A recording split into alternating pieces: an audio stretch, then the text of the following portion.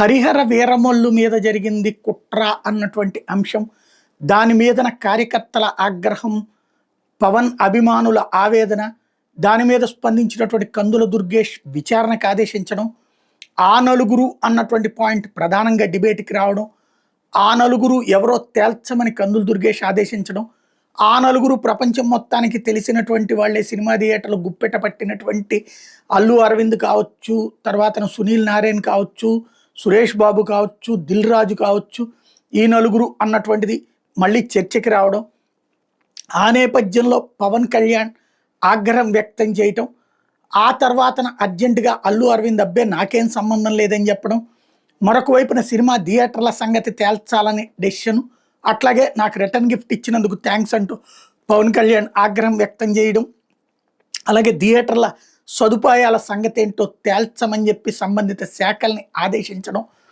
ఇవన్నీ గత 3-4 రోజుల నుంచి చర్చించుకుంటున్నాం.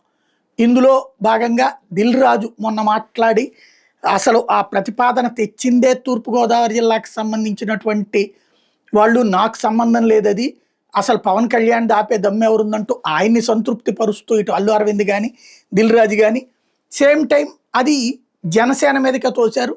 అత్తి సత్యనారాయణ ఎవరైతే వాళ్ళకే సంబంధించినటువంటి జనసేన నాయకుడు రాజమండ్రి అర్బన్ ఇన్ఛార్జ్ ఉన్నాడో తను కందుల దుర్గేష్కి ఒక రకంగా అనుచరుడు అని చెప్తారు.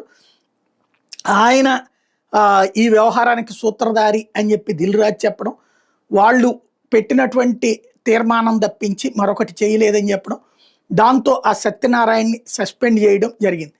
ఇప్పుడు ఆ సత్యనారాయణ నోరు తెరిచారు, ఇది దిల్ రాజు ఆడినటువంటి నాటకం, నన్ను పావుగా చేశాడు, యాక్చువల్గా సినిమా రిలీజ్ అన్నటువంటి డేటు రాకముందే మేము ఎప్పటి నుంచినో జరుగుతున్నటువంటి దాని మీద ఒక తీర్మానం చేసాం, అది వాస్తవంగా ఈ టికెట్ల రేట్లకి సంబంధించినటువంటి అంశం ఇది ఏప్రిల్ 19న మేము చర్చలు జరిపాము, 18-19లో ఆ రోజున మేము ఏదైతే ఈ అంశానికి సంబంధించి బంద్కి సంబంధించినటువంటి నిర్ణయం అది 24ని చెప్పాం, ఇట్లాగ జరుగుతున్నటువంటి పరిణామాలకు సంబంధించి అంటే రెంటల్ కాకుండా మాకు షేరింగ్ కావాలన్నటువంటి పాయింట్ గురించి మాట్లాడాం. అప్పుడుకి ఈ సినిమాకి సంబంధించినటువంటి రిలీజ్ అనౌన్స్ కాలేదు, ఆ తర్వాతన మే 16న సినిమా రిలీజ్కి సంబంధించినటువంటి అనౌన్స్మెంట్ వచ్చింది. ఇదంతా జరిగిపోయింది గత నెలలో, కానీ దాన్ని దీంతో ముడిపెట్టారు.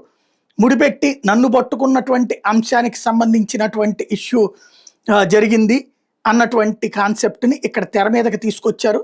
దాంతో కథ కాస్త కొత్త మలుపులు తిరిగింది. దిల్ రాజు మీద అవసరమైతే న్యాయ పోరాటం చేస్తాను అన్నటువంటి పాయింట్ చెప్పుకొచ్చారు.